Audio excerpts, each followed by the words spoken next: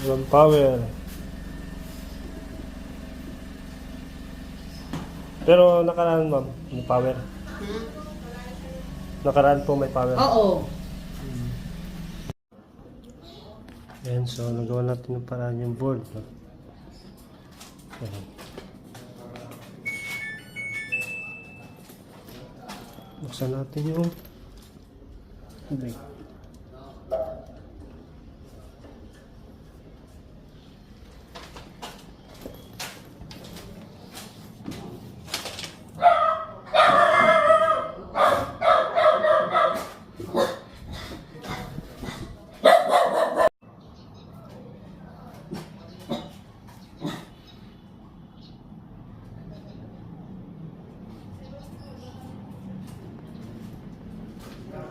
Ayan.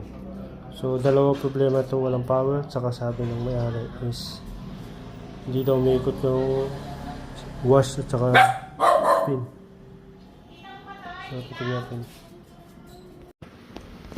So, ito guys ang naging problema niya. Yung inlet valve. Kaya hindi tumutuloy yung pag-wash niya or hindi gumagana yung wash dahil hindi nakakapasok yung tubig. Kasi bago gumana na yung wash at saka spin, kailangan mo na makapasok yung tubig at ma-reach niya yung water level ng sensor. Then pag na-reach na yung kung anong level yun, tsaka siya mag-on yung wash. So ito guys, ituturo ko sa inyo. Titestering natin kung alin dito yung sira.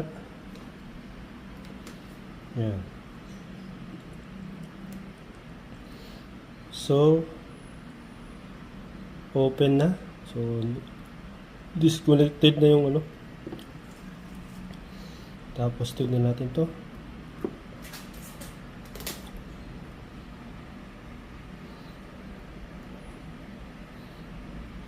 Ayan, gumagana. 4.2. Then yung isa 4.3, 4.2, yan. So, alam mo ba bakit tatlo ito?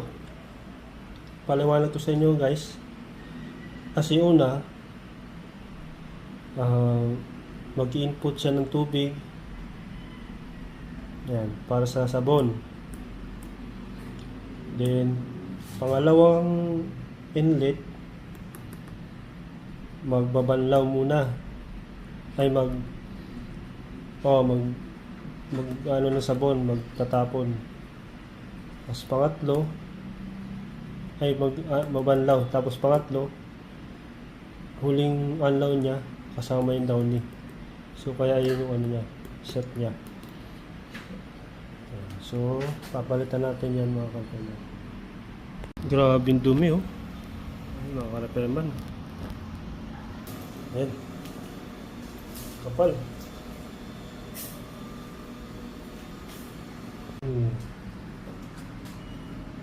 Dumi. Ayan.